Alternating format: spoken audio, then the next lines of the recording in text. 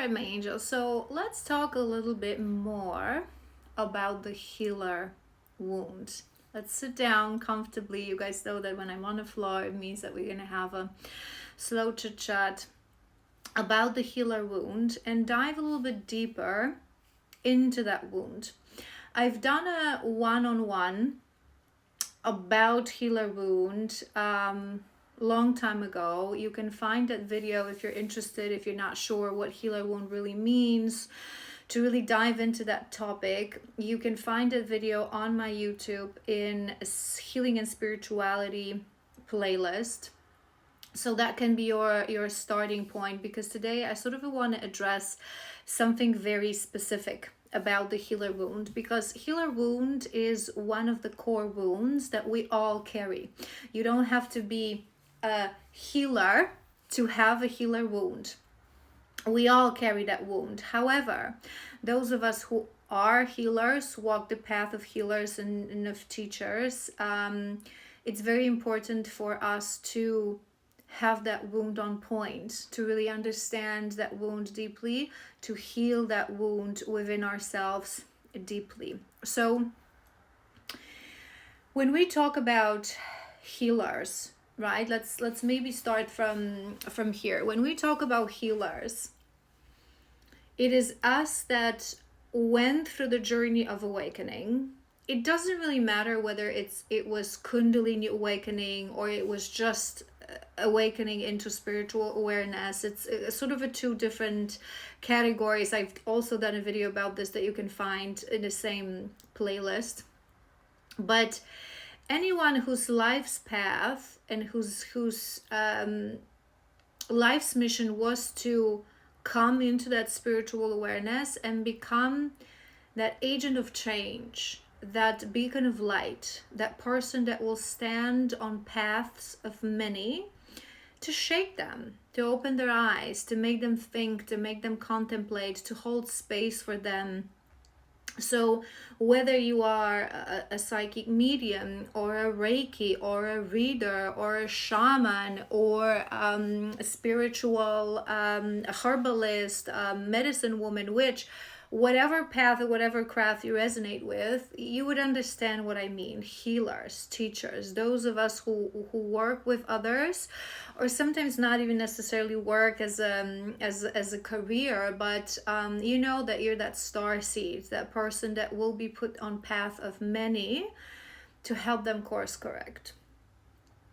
We have this quality within us to see into other people and to read into other people, literally like open books, right? If you already are on this path, whether you fully develop this quality or you're working on it, you would know what I mean, right? This quality that we look at someone and it comes with our gifts, it comes with our activation, it comes with the fact that we ourselves done healing, so we have deep understanding of human nature.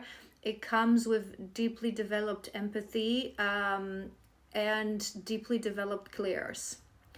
We see into people, which means that we look at someone and we feel into their wounds, the wounds that they carry. We feel into their shadows. Sometimes you can just literally look at someone's photo and see this person's not happy. This person is bound by fear. This person is bound by worthiness issues, right? Whatever that is. It's funny, like sometimes we observe people as couples and we can see into their dynamics. Like we immediately see this is a soulmate, this is a karmic.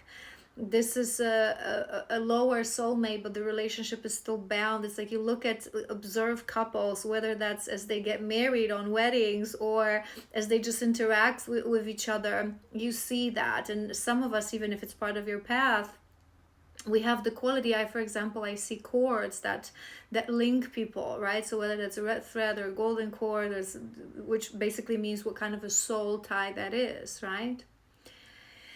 And with all those qualities that we gain on our journey, some people are, born with it and they just simply like that. And some people are dormant vessels, what we call dormant vessels. So you are normal human being until a moment of your life, destined milestone in your life that you were meant to awaken, and you start your journey as a healer.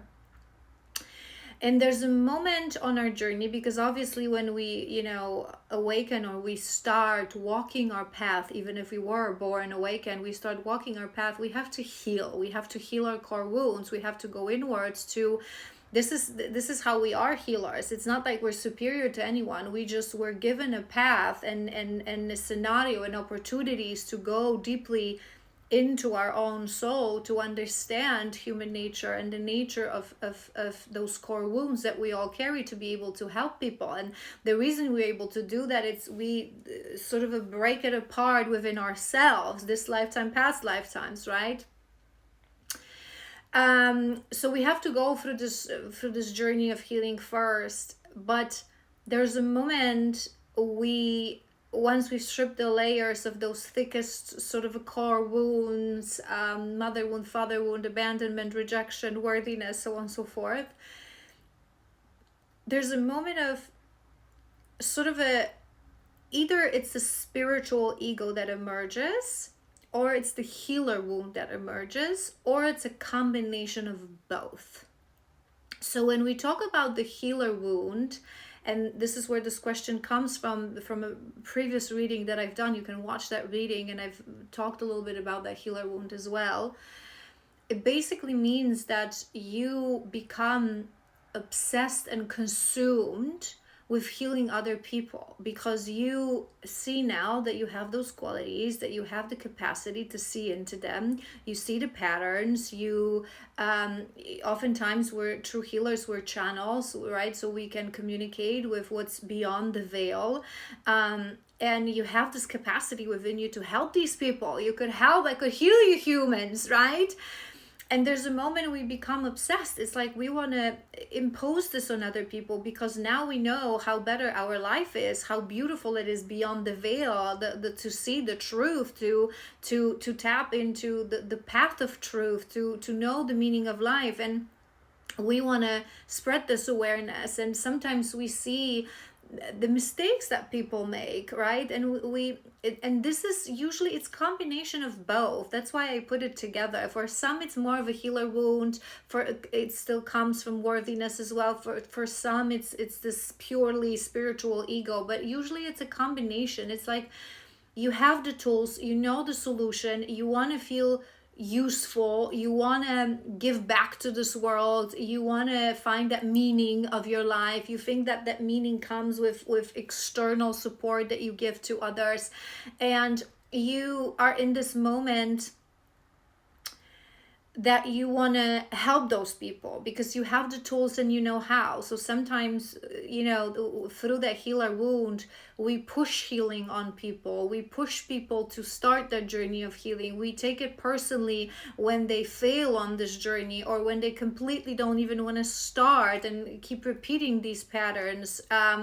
If it goes a little bit more towards that spiritual ego, sometimes and I find that it especially happens with the dormant vessels, right? So those of us who awakened, whether that's like in your late 20s or 30s or even approaching 40s, you have your whole life when people knew you and they knew who you were, what you believed in, and suddenly you completely change. You cease to exist as a person that you were. It's a major death and rebirth, right? And you start to see things, you start to feel things, you start to know things, especially if your gifts are very powerful. So you become that psychic medium, you talk to spirits, you feel their energy, or you see their aura, or you see the chords, right? And it's like certain people find out, because we usually go out there, we start to be vocal about our new life, right? And most people think that we're crazy because they didn't know this version of us. They like, where does this come from? Like, where have you went completely mad, right? So that spiritual ego pushes us to like, I want to prove this to them, right? I want to, right? But it's the ego. We have nothing to prove to no one. We have nothing to prove to no one, right? And this is that moment when we heal the healer wound, when we release the spiritual ego, unfortunately, some people get stuck on this layer and they turn into those charlatans, as I always call them. And I warn you guys from those kind of, because there's a moment we have to realize that healing is a choice. Healing must be a choice. And I always explain this to you guys. Us healers, we don't have magic powers that you come to me on session and I will touch you and I will heal you. I will open space. I will facilitate the healing frequency. I can help you integrate. I can help you remember. I can channel light codes for you. I can read your energy to help you to get out of this denial, to help you realize certain things, right? But if you yourself don't take that conscious choice, I want to heal, and you don't take everything that I've given you in a session and use it every day to contemplate, to meditate, to go inwards, healers don't have magical powers to heal those that don't want to be healed, right? So at one point, when we release that spiritual ego, release the healer wound, we realize that healing is a choice. And this is why many healers, not all, but many healers are feminines. And I always say this to you guys, when we are in a healing session, it's always the feminine within, even if you're a male, because it's the feminine within that is the oracle, that trust, that goes beyond the veil, right? Masculine energy doesn't have that capacity. So it's the feminine energy also that is that oracle, but feminine, remember, is receiving. They have to come to me. That's infamous Joshua's statement, that let them come to me, because they have to come to you. There's actually that hidden meaning behind that statement. People have to come to you when they are ready to accept the truth, when they are ready to get out of denial, when they are ready to heal. And this is also why it's so important for healers to not only heal ourselves constantly, go deeper, go inwards, but also really be anchored in who we are and in our truth. We have nothing to prove, nothing to show. This is not a carnival, okay? There's so many gifts that I have and I never talk about, and I never use them on social media, only on private sessions for those that come to me on those sessions, because I have nothing to prove to no one, right? And when you anchor yourself in who you are, you start to trust yourself.